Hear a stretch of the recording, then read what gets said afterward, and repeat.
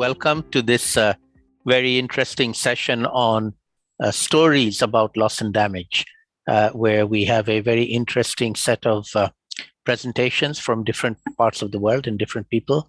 And we also have some discussions around what to do with those stories and how to take them forward. And we are very pleased to have with us Ms. Farah Kabir as who is the country director of ActionAid Bangladesh, but has very kindly agreed to moderate the discussions of this session. We also have with us Joanne Manda, who's been doing a lot of work on storytelling as a scientific methodology. So I'll lay the basis and the framework for our session today. It is obviously storytelling of loss and damage, but it has a nuance to it, which is that stories are very good at, particularly stories of deprivation or loss and damage or vulnerability. They're good at tugging the heartstrings of people. And journalists use that a lot. It's a very common journalistic technique to show destitution, poverty, problems, climate impacts, and we see a lot of that in Bangladesh as well. Those stories have a lot of resonance to people, and they're very important. But one of the challenges that we have, and the Gobeshona conference, just to remind everybody, we are now in the second half of the 6-day-long second global Gobeshona conference on locally led adaptation and resilience. The Gobeshona conference is not entirely, but very significantly a scientific conference, bringing together scientists who are working on different aspects of climate change adaptation, and particularly locally led adaptation. And one of the challenges that we face as scientists is that scientific data, particularly quantitative data in the form of charts and diagrams and tables, they tend to appeal to the intellect, to the mind, and they don't really touch the hearts of people. You have to understand them and then figure out what they mean, and then figure out what that means you need to do with that data or information, which takes a long while for people to internalize and figure out. Whereas stories of people in particular hit the heart immediately, and we feel bad. We feel bad for the people. We feel something ought to be done about it, and it moves people from the heart. So the challenge that we are setting ourselves here, and this is what I would like us to, as we listen to the stories, think about and take forward, is how do we make storytelling into a scientifically valid, evidentiary body of information that we can then use in higher decision-making levels. And as you know, the theme for this particular Gobeshona conference is connecting the local voices to global decisions, in particular COP27, which will come up in November this year in Egypt. So can these stories actually make a difference? There are some formal processes in the COP that are going to take place. There's something called the Glasgow Dialogue on Finance for Loss and Damage. There's another stream called the Santiago Network on Loss and Damage, which will be about knowledge sharing on loss and damage. How can we fit this narrative of stories into those formal decision-making processes? It's not easy. They are not made for each other. They are not really seen as valid pieces of knowledge and information at the moment. But we hope that we can use them for that purpose going forward. So that is the challenge that we have before us. Storytelling, but not just for stories and telling and appealing to people's hearts, but to use storytelling as a scientific methodology to influence decision makers who value science and not so much value human stories. But let us see if we can make the two join forces. So without further ado, I'm going to hand over to the moderator for this very important session. I'm glad to see we have a lot of very interesting people joining us. So we look forward to some good presentations followed by some very good discussions, and then I'll come back at the end for some concluding remarks as well. So over to you, Farah. Thank you, Professor Huck. Professor Huck was talking about stories to win hearts. We want stories to win hearts and minds. And often when we come from the civil society, policymakers, political actors say, but where's the evidence? And you're just being an activist, you're just being emotional. But we want concrete evidence also. So it is science, but it's also the empirical studies and the evidence that is asked from us. So before I say anything further, I want to share a video that we had created as a part of a documentary on loss and damage. Then I'll speak more. ICCCAD colleagues, can you? Yeah.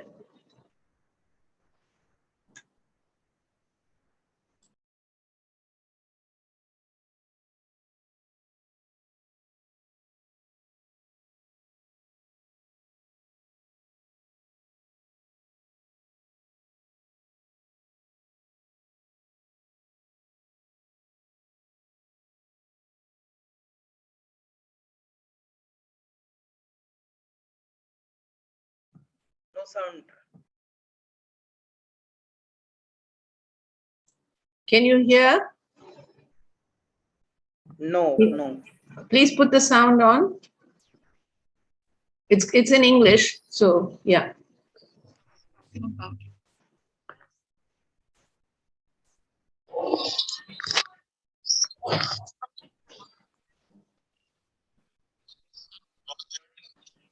Please share the sound when you are sharing screen. Share screen, add sound.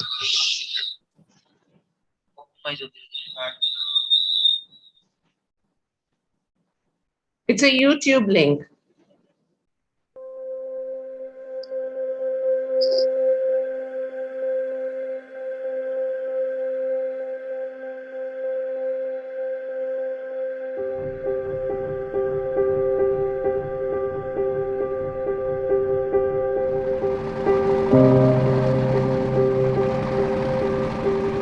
Charipara, a remote coastal village in southern Bangladesh. Here the scars of violent destruction are tragically clear, and climate change adaptation is no longer a viable option for the population. For the 25 families living on this broken embankment, the nearest source of drinking water is 1.5 kilometres away. A 6 feet by 8 feet makeshift accommodation is now the home of Yasin Halwada and his 4 family members. There are no sanitation facilities and the nearest healthcare centre is 5 kilometres away.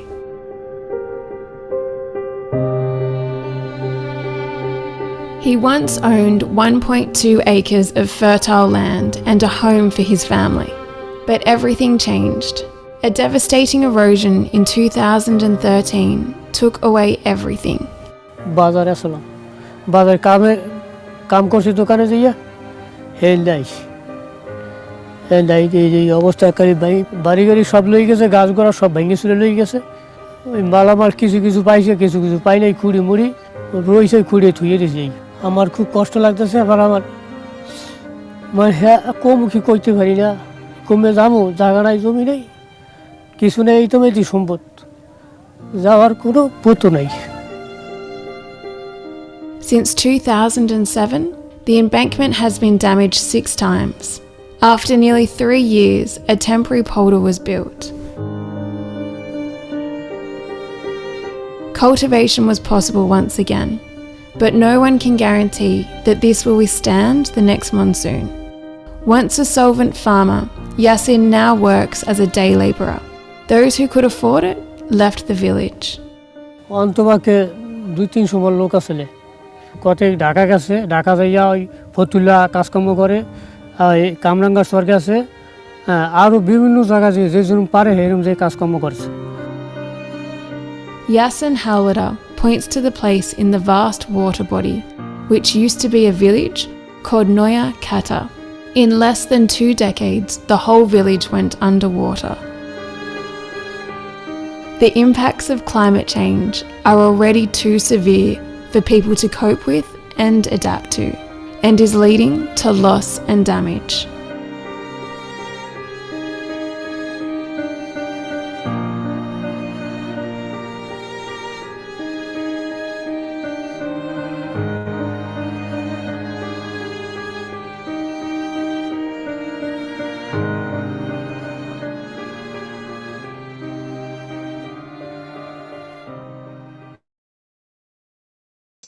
This video was made as a part of an attempt to understand and bring the stories from the community to all of us.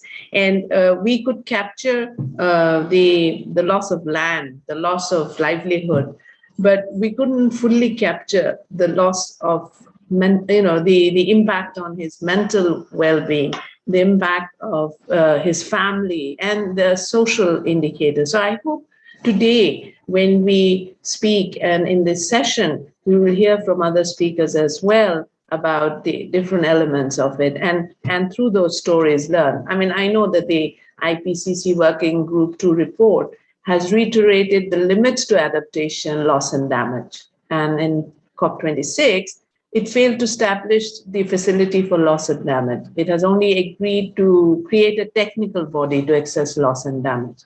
So through our conversations, we need to come up with also ideas of how to take this to COP27. Now, it's my immense pleasure to invite, we have speakers today, and it's my immense pleasure first to invite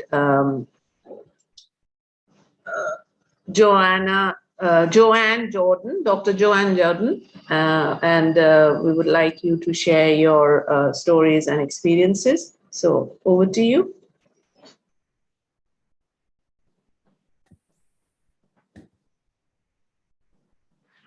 Sorry, I think I made a mistake. Hello? Yes. Joanne, would you be coming in at this point, or are we going to listen to the other stories? I think I'm coming in at this point. Okay. Please, over to you, Joanne. Okay, sure. I'm just trying to share this screen. Okay. Can everyone see it? Yes, Joanne. Yes. Okay, great. Sorry, 1 second.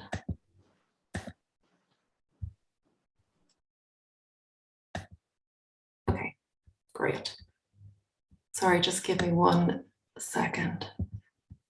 Okay, before I start, I should mention I have sound as well, so I'm not as familiar with Zoom. So if the sound doesn't come on, please someone let me know so I can try and fix that. So thank you very much for inviting me to speak this morning. It's good to see some familiar faces. I'll be sharing some of my experiences of working on a project that some of you are aware of, the lived experience of climate change, a story of one piece of land in Dhaka. And in this talk, I'm just going to give a very brief overview of the project to provide us, hopefully, with a base to have a discussion on how we can better integrate stories of loss and damage in our work. So I'll just give you some background on the project first. And for some reason, I can't move the slide on, it's frozen.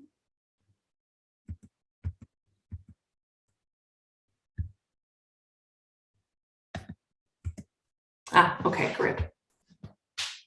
So this project, I set out to find more inclusive, accessible, and hopefully entertaining methods of engaging communities around the research findings that they were central to generating. So providing them with a chance to give me additional feedback on its key themes. So to tell me, what did I get right, if anything? What did I get wrong? So the focus is very much on having a conversation with those who participated in my research.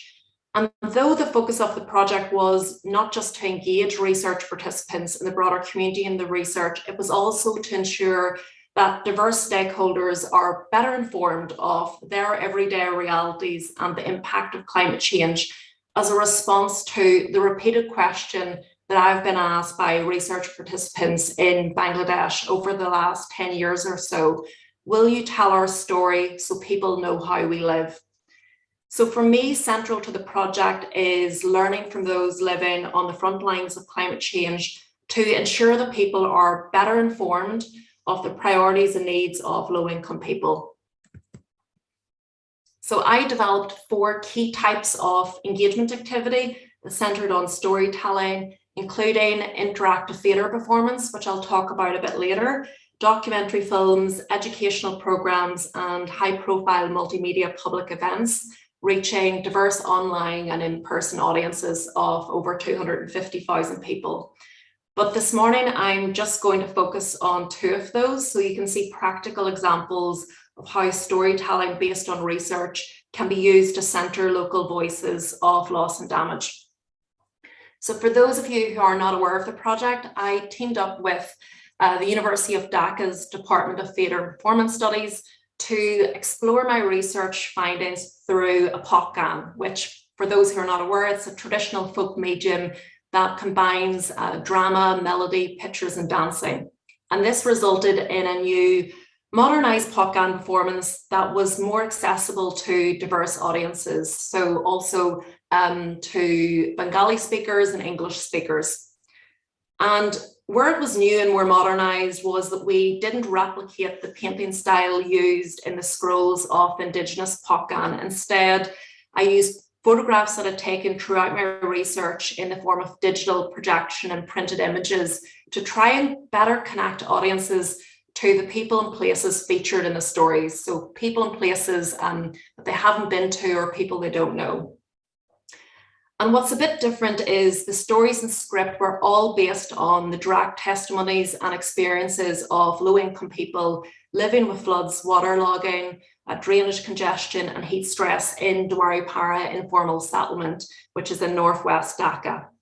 So all of these stories and narratives were gathered through my research over several months in Dwaripara, in addition to some of the information gathered during the University of Dhaka students' field level research in the study. So the potgan performance is 35 minutes long, so we don't have time to watch it, unfortunately, this morning. So I'm going to share part of scene 4 of the potgan with you, so you can get an idea of how we integrated stories on loss and damage that were shared with me during my research. So I'll just let you read this short extract. There should be some sound that comes on, I hope.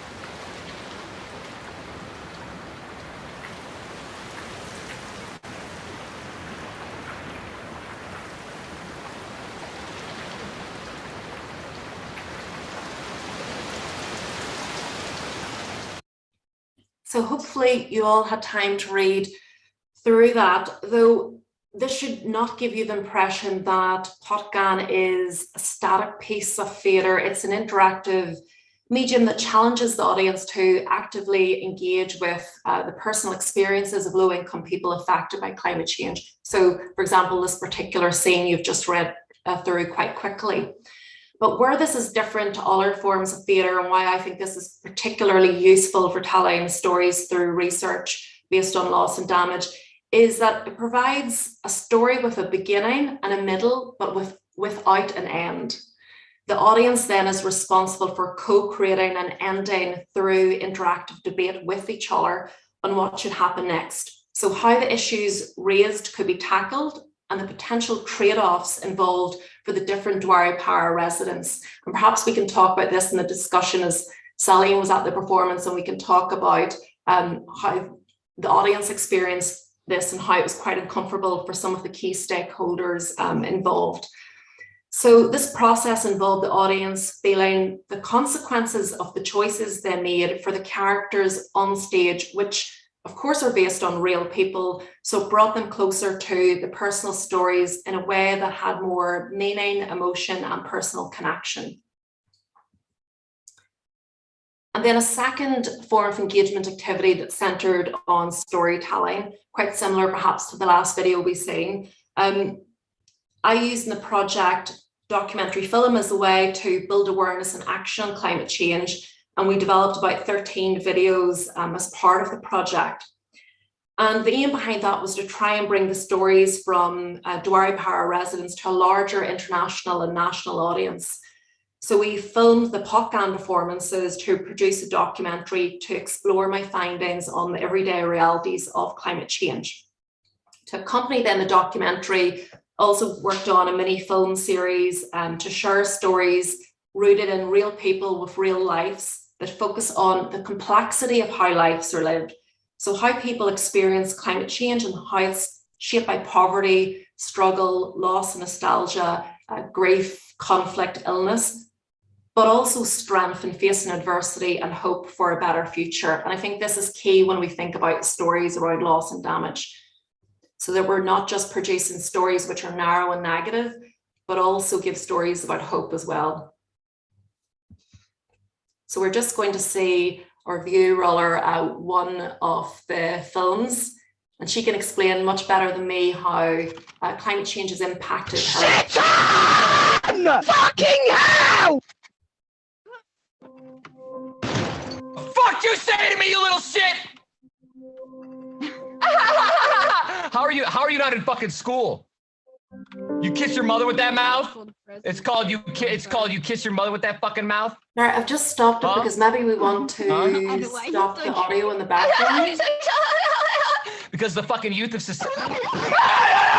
You shut up when I'm talking to you! You shut your mouth! So the audio is not coming from my end, so I'm wondering if we could try and... There's a troll, someone's trying to, yeah.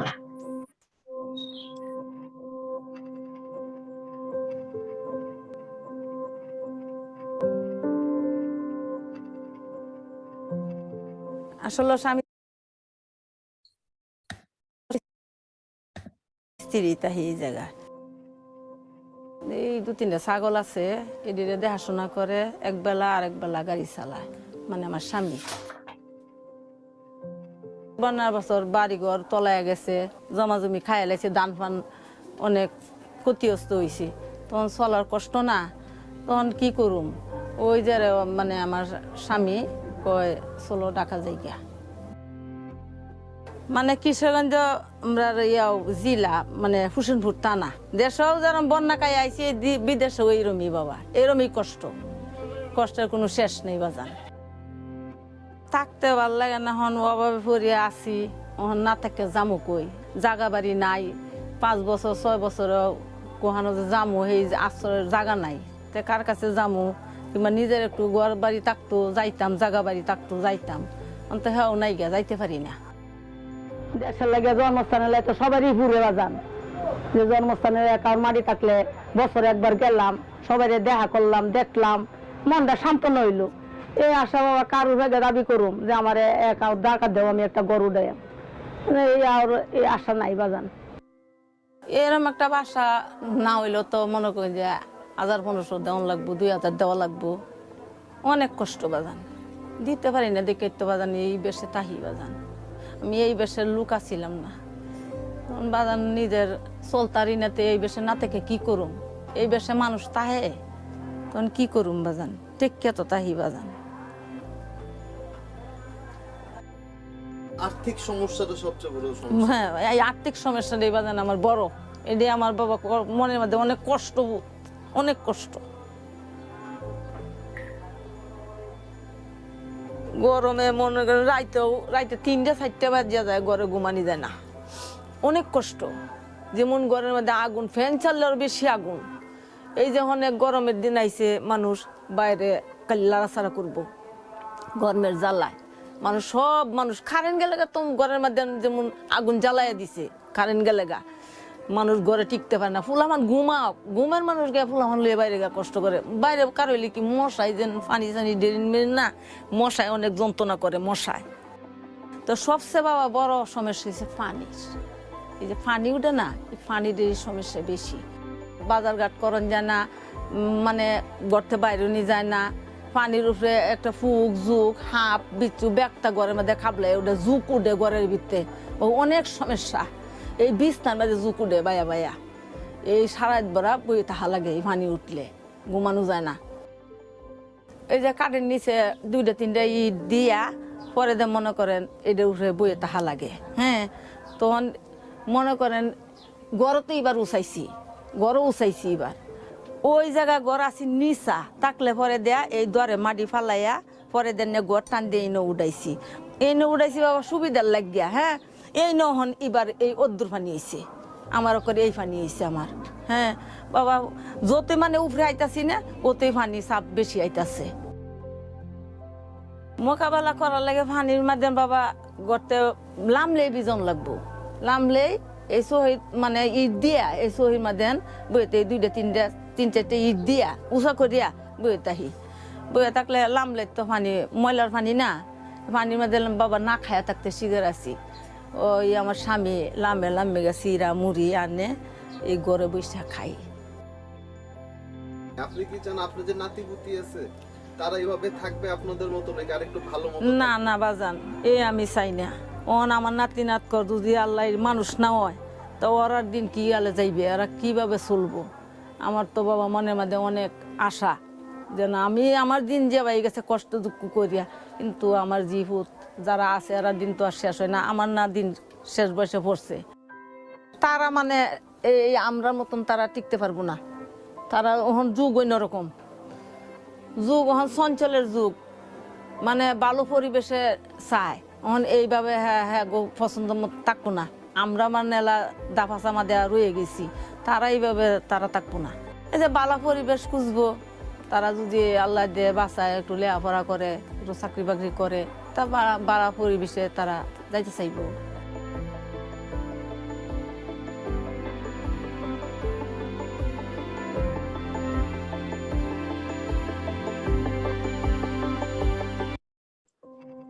So Joanne, you can you wrap up in 1 minute? Yes, sure. Thank you. So just to end some takeaways, I've got 3 takeaways for engaging through storytelling, which of course we can explore in more detail later. So firstly, I think the telling stories and using narratives helps bring people closer to the lived realities of loss and damage experienced by disenfranchised communities, but also the hope, the visions, the wisdom of lived lives and communities, which I think is really important and hopefully we'll explore a bit later. We also need to treat stories with an ethics of care, recognizing that each person's story truly belongs to that person alone. So that's particularly important when we're working with all our people's stories, as we don't own them. I don't own these stories that I've shared with you today. And especially thinking about this when we work with people who've experienced deprivation and trauma, that's particularly important. So just a few questions to think about around that. So an ethics of care should guide the process. Are we meeting the participants' needs that are involved in our research? Is there a clear purpose and agenda in place? And do participants have a sense of agency over the process and sufficient support, not just in the research, but the stories that we tell? Thank you for listening.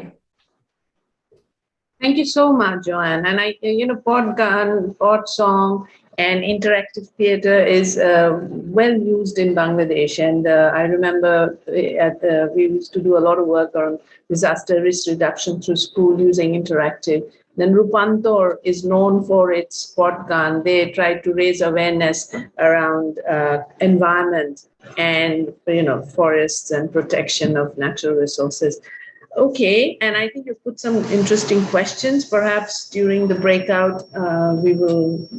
some of this might be discussed. I now want to invite the second speaker. And our second speaker is SM Shahin Alam. Shahin, please join us. He is from the Media. He's the editor, multimedia news portal, staff correspondent and editor. Over to you, Shine.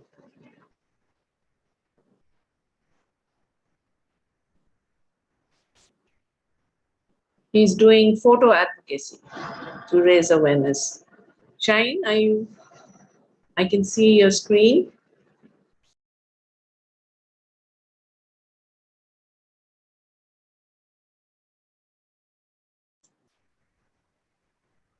Thank you, ধন্যবাদ আমাকে সুযোগ দেওয়ার জন্য। আসলে এখানে যে ছবিগুলো বা যে ফটোগুলো আসলে দেখানোর আমি চেষ্টা করেছি, এগুলো বাংলাদেশের যে দক্ষিণের দক্ষিণ পশ্চিমের যে জেলা সাতক্ষীরা জেলা এবং খুলনা জেলার অন্তর্গত যে উপকূলীয় এলাকাগুলো রয়েছে, সেই এলাকাগুলোতে বিগত যে ঘূর্ণিঝড় আম্পান, ইয়াস এবং বুলবুল সহ কয়েকটি ঘূর্ণিঝড়ের সময়কার চিত্র আমি ধারণ করেছি এবং চেষ্টা করেছি সেগুলো আপনাদের সাথে শেয়ার করার জন্য। তো নেক্সট,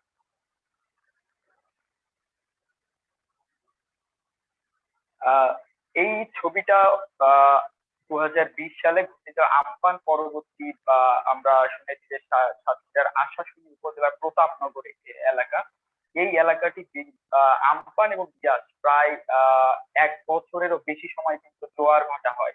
তো এই সিনারিটা হচ্ছে যে প্রথম রাতে সবকিছু তারা রেখে সাইক্লোন শেল্টারে আশ্রয় নেয়, পরের দিন এসে তারা দেখে যে আসলে তাদের যে বাড়ি ঘরগুলো ছিল মাটির দেয়ালগুলো সব পড়ে যায় এবং সবকিছু লন্ডভন্ড হয়ে যায়।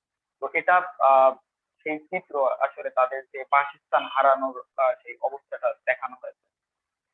নেক্সট,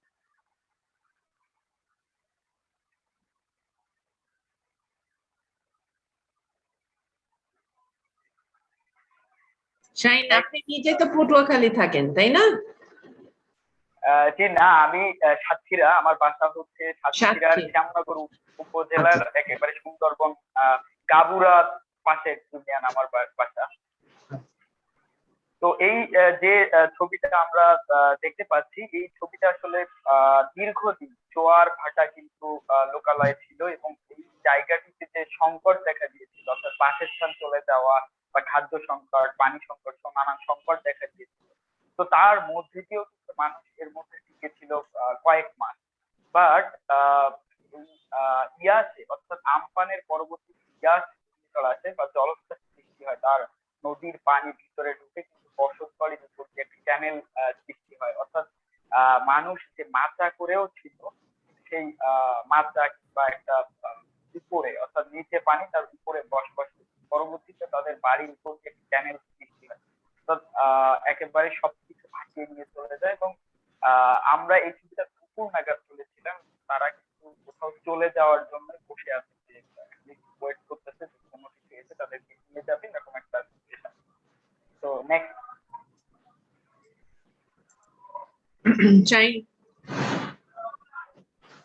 আপনি নিজেও তো এর মধ্যে দিয়ে গেছেন, আপনারও তো ঝড়ের অভিজ্ঞতা এবং আপনি শুধু ছবি তোলেননি, আপনার নিজেরও এই অভিজ্ঞতা, তাই না?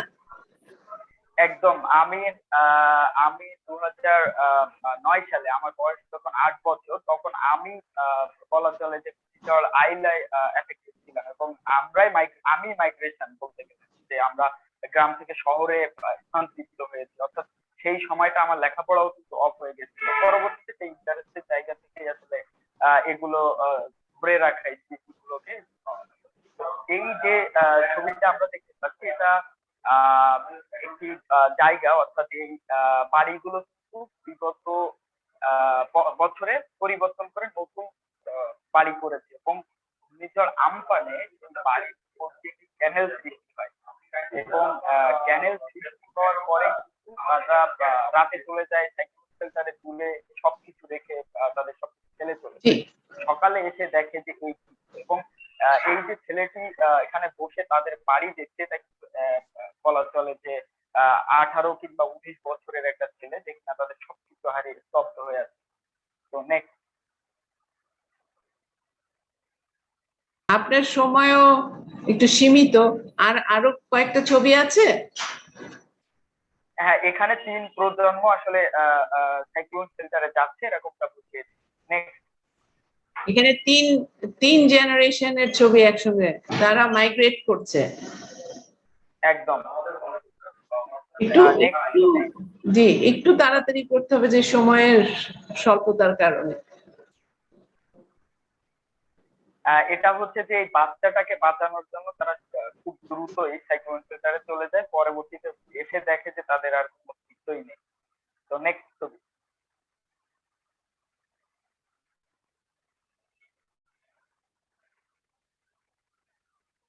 এটা হচ্ছে যে লোকাল জোটরা তারা এই মানে তারা তাদের জায়গা থেকে খাদ্য সরবরাহ করছে এই প্রায় 5-6 মাস পানিতে যারা নিমজ্জিত ছিল তাদের জন্য। নেক্সট ছবি আপু।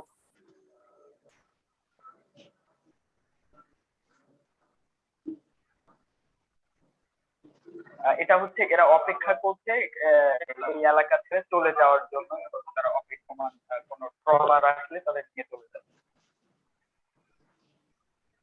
আপু নেক্সট। ওকে, আর এরপরে আরেকটা যাই। 2-3 দিন খায়নি। না না না, এই ছবিটা আসলে তুলতে যে আমার নিজেরই ব্যক্তিগতভাবে খুবই কষ্ট হয়েছিল যে এই পানি চুলার মধ্যে ঢুকে গেছে, অর্থাৎ আর 5 মিনিট বা 10 মিনিট পরেই কিন্তু চুলাটা ডুবে যাবে। এর মধ্যে রান্নার যে কার্যক্রম সেটি কিন্তু করছে এবং বারবারই তুলে ধোয়া উঠে যাচ্ছে, চেষ্টা করছে প্রকৃতির সাথে লড়াই করে মানে খাদ্য তৈরি করছে। তো নেক্সট ছবি আপু।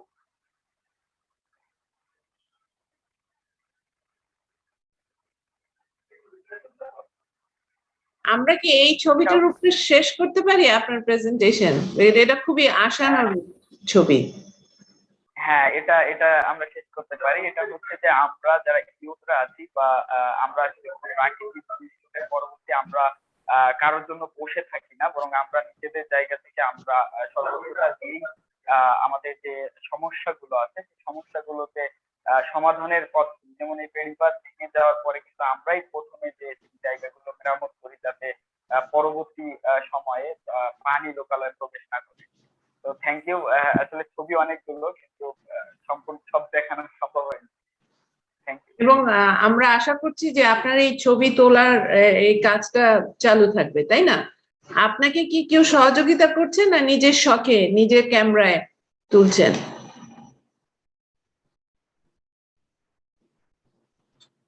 আপনাকে কেউ সহযোগিতা করে? আপনি ছবিগুলো যে তুলছেন এটা কি আপনার ইউনিভার্সিটি থেকে পাচ্ছেন না আপনি অন্যভাবে নিজের কাজ করে নিজের শখে?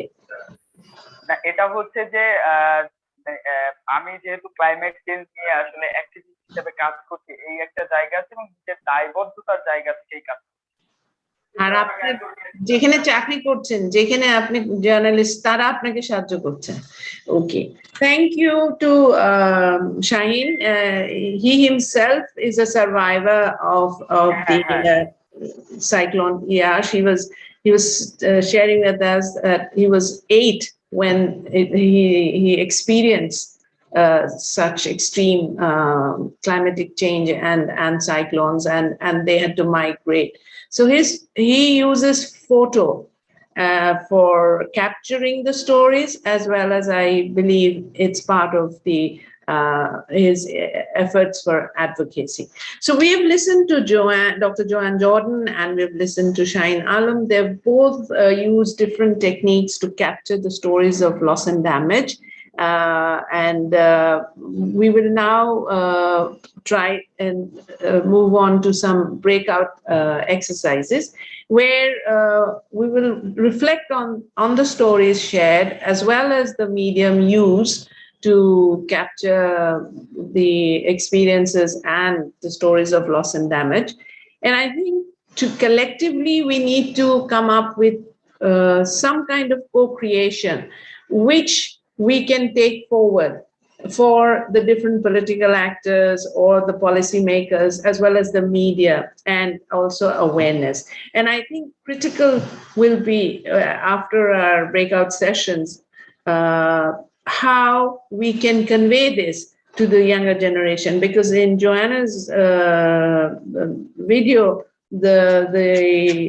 individual interviewed, she very clearly said that she does not want her grandchildren to have the similar experiences. She expects them to have a better life. And she's saying that we adapted, we accommodated, we coped with whatever was the situation on the ground for us. Our children, our grandchildren will not and should not have to. So I will hand it over back to the ICCCAD colleagues to take us to the breakaway sessions. And then I think we'll all come back to the plenary and reflect on what aspired the discussions in the breakaway sessions. They will be reporting back to the plenary.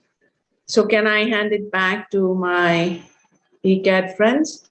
Yes, thank you, ma'am. If I can say a little bit about the interactive session. So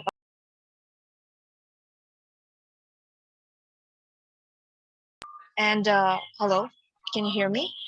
So I have put the interactive link session in the chat box. So if we can go to the link, there will be a few stories that we have to read. And after that, we will be joining.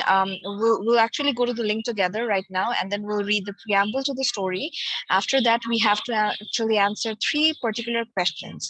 The first question is identifying the impacts on climate change specified in the story. The second question we have to address is that what loss and damage did the character in the story face? And the third question will be addressing how the character can shift from vulnerability to resilience. So if we can start with the interactive session, if you can click on the link.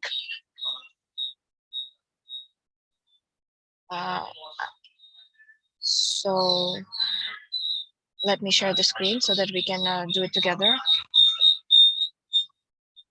Okay. Can you see my screen? All right, great. So the preamble to the story is that far in the southwest coast of Bangladesh, the village of Amganj in Shapkira district lies closely to the Bay of Bengal. Once upon a time, the lands in the Amganj were perfect for agricultural activities. In fact, not too long ago, the lands were covered with paddy fields as far as the eye could see. But over the years, increased natural calamities and changes in weather have impacted the lands, and in turn, the agricultural trade in the village, causing thriving businesses to fall from grace. So strong gusts of wind, deadly cyclones, flooding, land inundation, high temperature, and increased salinity in water levels are among some of the natural hazards that severely impact low-income families living in the village. So what further adds fuel to the fire are environmental and man-made problems such as poor water management and shrimp farming, which have turned the water saltier over time, making it unhealthy and unconsumable for families living in the coastal village. In addition to that, the lands are no longer suitable for cultivating crops whilst recovering from the losses in agriculture. Many farmers often turn to honey, wood, or betel leaf collecting trade in order to secure bare necessities for their families. Since the village is in close proximity to the Sundarbans, these farmers often venture into the forests, knowing well that they are stepping into the territories of the Royal Bengal tiger. As the climate continues to change, livelihood is indeed a gamble here in the village of Amganj. While boys and men venture out to make ends meet, women are still bound by the walls of their homes. With patriarchy being the norm in these communities, men are off to work the fields or migrate beyond the fringes in search for better income opportunities. However, all struggles aren't quite the same, and women and girls have a different story to tell. When poverty strikes home, school dropouts and early marriages are often the only choices for girls to avail, rendering them vulnerable to adolescent pregnancies, domestic violence, and ailments to both body and soul. So to further understand how climate change impacts their sexual and reproductive health and rights, step into the shoes of the following characters to experience what girlhood and womanhood means in the coastal village of Amganj. So this is basically the preamble to the story. So we have three characters. One is Buli Rani, the second character is Mehrun Nessa, and the third character is Aisha. So now I would request all the participants to choose one story of your liking. You can just choose any one of them, and you can start the story. And after that, you will be kindly joining the breakout room, which corresponds to the name of the character that you have chosen. And then the moderators in the breakout room will facilitate this further discussion. And remember, the three questions that you need to answer are the impacts of climate change in the story, what loss and damages did the character face, and how can the character shift from vulnerability to resilience. If you have any questions, please, you can ask me now, or you can write it in the chat box. Thank you.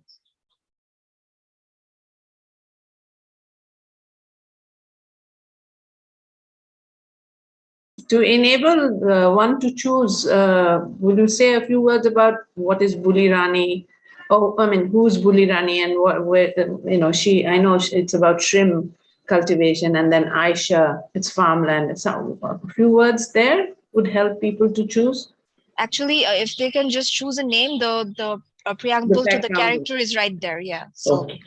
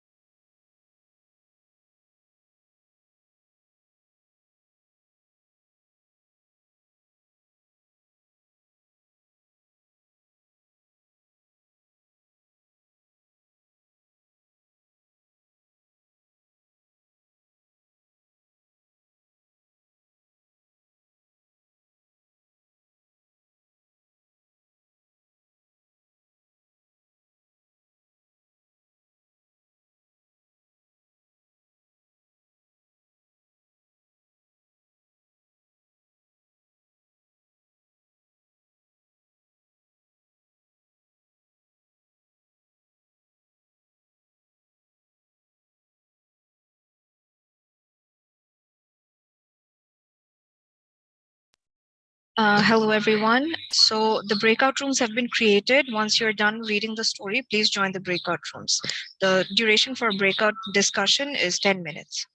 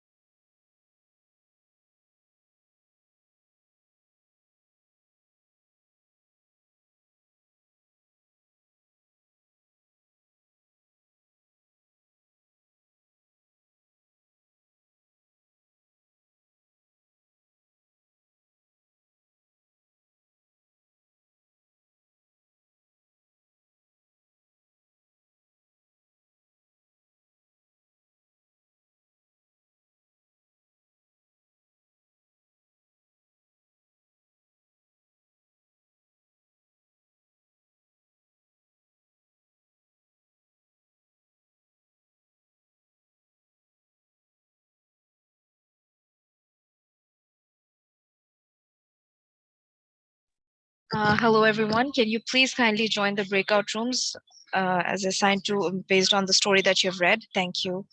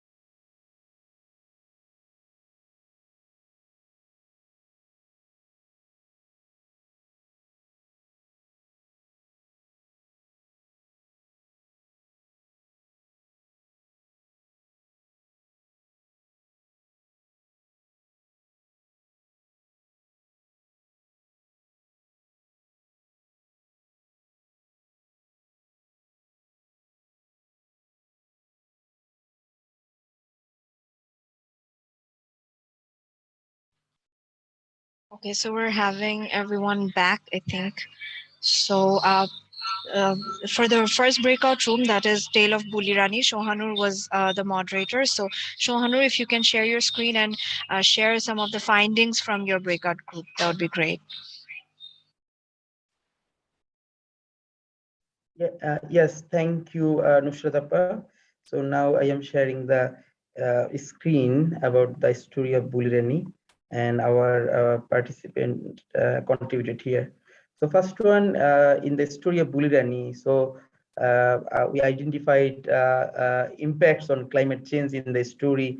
First one is a cyclone Tufan, and second one was a salinity intrusion. And next question about what kind of loss and damage she faced. So first one is the damage of land, loss of sister, loss of living house, poultry, mental health impact, and we identified the insecurity risks of predators like gender-based violence in this story. And last one is how can she shift from vulnerability to resilience? Means she is not only vulnerable, but she also led the process to be resilient. So first one is a safe environment, cyclone shelter, and also the CPP training. She participated in CPP training, and by collective action, she built resilience. Thank you, and over to you, Noshinapu. Thank you, Shohan. So the second breakout room, that is Sylvie, if you can present the findings from your group. Thank you. Thank you, Nusrat. From our Nusrat, can you hear me? Yes. Yes. So I will present the from my breakout rooms. Sylvia told me to. So I will start. So the participants in my breakout room identified these climate change impacts in the story. There were riverbank erosion and flooding, and they also identified salinity intrusion, and they also identified extreme weather change. And then they were asked the loss and damage she faced. They identified loss of cost in this from the story. The participant identified physical illness, lack of safe drinking water, the mental health problem, loss of livelihood. They also identified sexual harassment, which was faced by our main role in the story. There were domestic violence. The main role of the story, Mehrun Nisa, faced pregnancy difficulties, and also psychological manipulation, and she also got separated from her family. These are the loss and damages she faced according to the participants in the breakout room 2. And then they were asked how she can shift from vulnerability to resilience. So they identified these things. So they said education can help, and also they also identified family planning and one-stop crisis center and vocational training and contraception. So that's all from my breakout room, and over to you. Thank you. Thank you so much, Mahajib, for the presentation. Lamia, if you can present your findings from the breakout group 3. Right, so let me just share my screen. So we have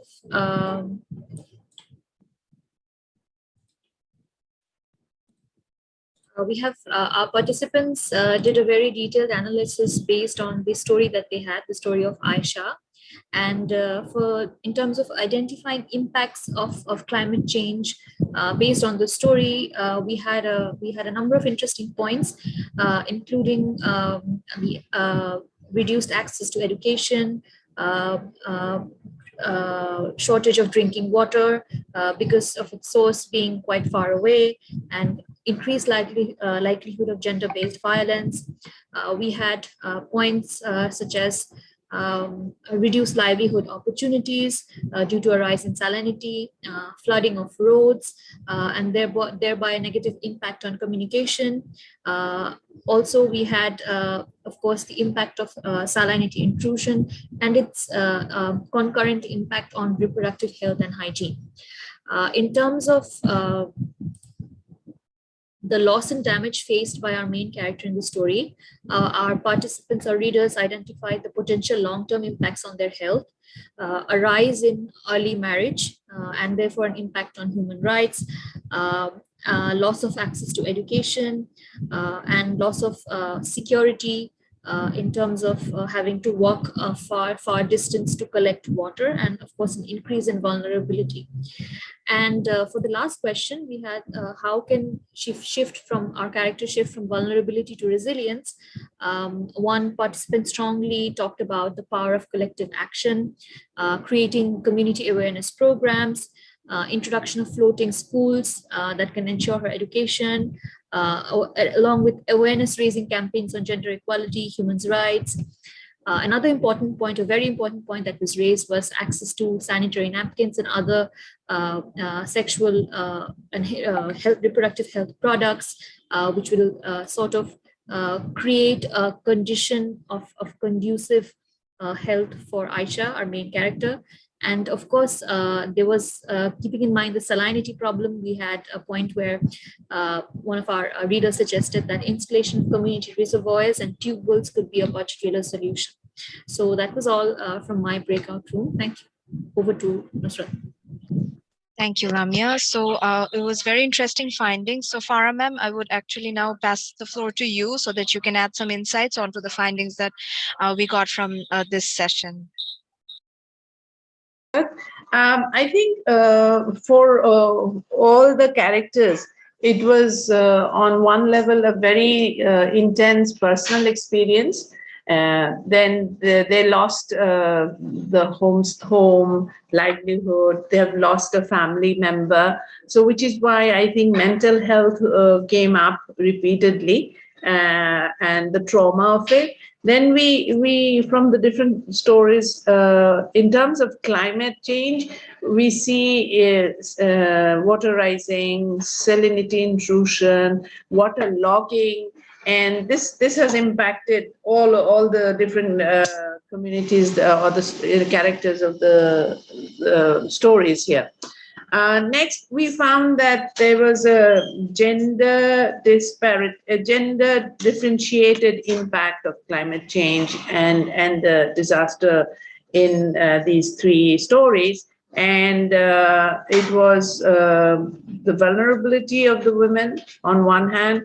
Then when they tried to take shelter or move to the shelter, they were not comfortable because to do some of the basic things, like they hesitated to use the toilet facilities because of safety issue.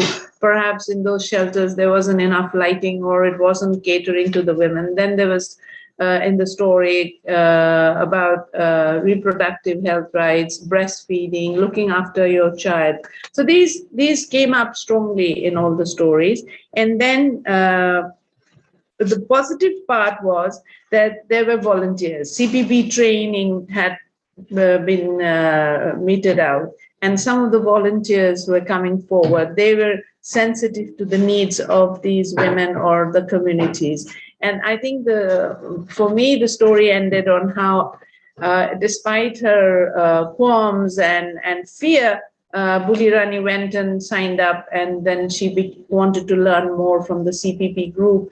And then 3 years down the road, a lot of people in that community are now sensitive and are aware about how to prepare for disasters or where to go and so on. So it ended on a positive note. In school, there was a reference to school taking on some of these trainings and the mention of CPB volunteers. And actually, that is what has happened. I had made an earlier reference that how we used to work in disaster risk reduction through school, working with the children, the parents, the teachers, using interactive theater, creating material, creating games. We had, we have Ludo and other games which we use for raising awareness among the children. And interactive theater was absolutely popular, and they would write the scripts, they would act those characters, and it was also from their own lives, so it wasn't very difficult for them to do that. And the shelter and its design has come a long way in Bangladesh. It took us years and years of advocacy and lobbying, but social practices and norms, and that's the hard one to crack. And as I often say that culture eats strategy for breakfast. So we have strategy, plans, policies, but it's the culture aspect where we need to do a lot more. We need to invest a lot more. So let's start with the younger generation. Let's start at the school. Let's come up with these stories and positive stories and how a action by an individual or a collective action can make that change. So with those few words from me, I would like to invite Dr. Salimul Haq for his closing remarks. Thank you very much, Farah, and thank you to all the presenters for very, very stimulating and interesting set of different kinds of presentations in different settings, but all of them very, very informative and very interesting and useful. I will share a few thoughts of my own in terms of how we can approach this use of storytelling for some positive outcomes going forward. The first one is that we must, and Joanne Jordan made us aware of this, we must not appropriate the story of others. The people own their own stories. It is their story. We are intermediaries who are saying or telling it on behalf of them to a different audience that they don't have access to. But we must be true to them. We must be reflecting what they want us to reflect and tell it the way they want us to tell it.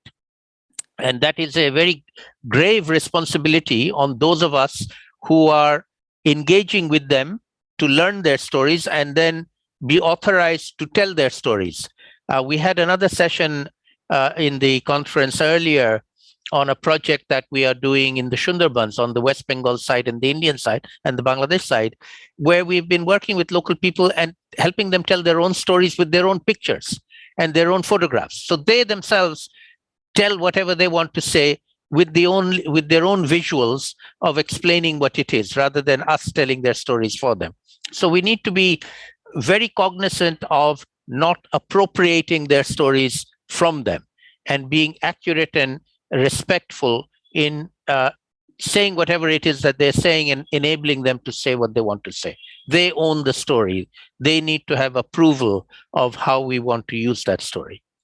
The second element is that having stories that are just bad news stories of, disaster, bad news happened, the family was destroyed or something really bad happened, are really very, very negative if they don't have some element of positivity in them. And even in the worst circumstances, once you get to know people, you will find that even in difficult circumstances, they were able to do something about it. Something happened that allowed them to cope better with their circumstances than you might otherwise have thought. And that kernel of some hopefulness needs to also be highlighted, because it's not just a dismal story, but it is a dismal story with some hopefulness attached to it. And that is our responsibility for finding what those are and enabling us to incorporate them into the story of the people that we are interviewing or using their stories. So not just vulnerability and misery, but combined with some aspect of tackling the problem, of doing something. And the third thing I'll say in terms of kinds of stories, which I try to do and I try to tell all my colleagues when they go to the field and talk to people, is amongst a generally difficult area, let us say in a disaster-prone area or the kinds of places that we heard about these stories, you will find somebody is doing something interesting to tackle the problem just on their own or in a group. or young people or women, somebody is doing something above and beyond simply just succumbing to the problem. And those are the people that we are interested in finding. They are solution oriented individuals. They are not problem oriented individuals. And we want to identify solution oriented individuals and tell their stories. You know, in that circumstance, how come they came up with a solution and other people didn't? And more importantly, how can we help them going forward? How can we build on their leadership quality, because they have to have leadership quality to do that, and help them become more effective leaders going forward? And leadership is really inherent. It does not get trained. You don't get trained to be a leader. You have to be inherently a leader. You can be trained to be a better leader, but the incentive to be a leader is inborn. It is something that comes with you, with your psyche, and it doesn't come to everybody.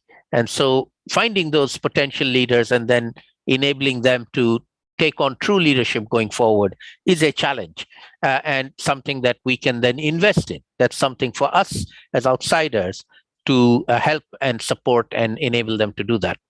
The third, the final point I'll make is coming back to my original challenge of how do we take these stories and make them into the kind of evidence that the decision makers will recognize, will value, and will use.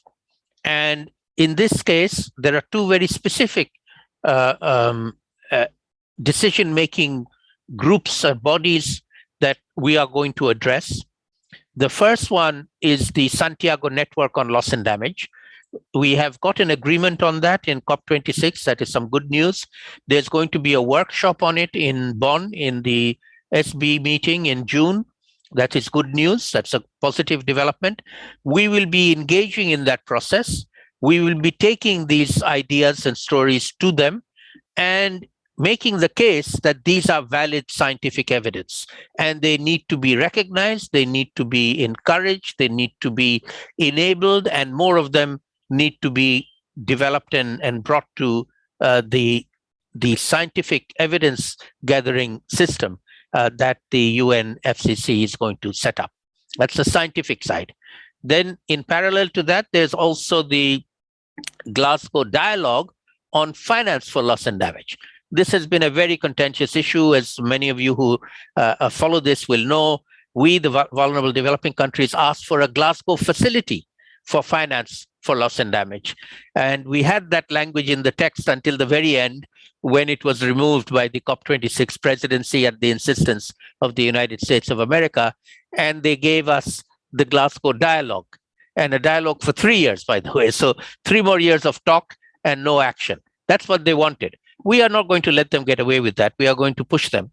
And the process of the dialogue is that there will be a dialogue also in Bonn, also in June, but we don't know exactly when and how, that the UNFCCC Secretariat will organize.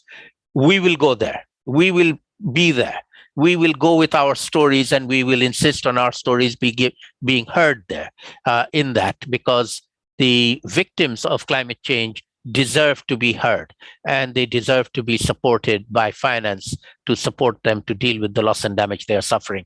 And we will take those stories to that particular body and dialogue as well. So these are some of the very practical ways in which we plan to take the outputs from the Gobeshona conference generally, but this is very specifically in the case of loss and damage here, into the processes of the UNFCCC that are going to lead to some decision making in COP27. And as I have said a number of times, simply waiting to go to the COP and going and doing a side event at a COP is simply not good enough. The agenda for the COP is actually set in the SB meeting in June in Bonn. If you want to affect the agenda, it's better to go to the SB meeting in Bonn in June rather than going to the COP, because by the time you go to the COP, it's all done, it's settled. All you can do is shout and scream, but they're not going to listen to you. But if you go to Bonn, you have an opportunity to actually influence the agenda setting and the text, the draft text that will go to the COP. So we are going to play the game. We will use our ability to influence it. Not that we have a great deal of ability, but we do have some. We have access to the negotiators. We have access to going to the meeting. Many of the participants in the Gobeshona conference will be there. So we'll join forces and we'll take our messages there. So one of the immediate target areas for all of us collectively across all the different sessions that we are holding is there an agenda item of COP27 that is going to be discussed in the SP meeting in June in Bonn? If so, that's where we need to target our messages. June in Bonn, not COP in November. That's too late. June in Bonn. And that's what we plan to do. I'll stop there and thank everybody for an excellent session. I really enjoyed the interaction, the listening to the stories. They're far more interesting than dry scientific PowerPoint presentations. So thank you all very much.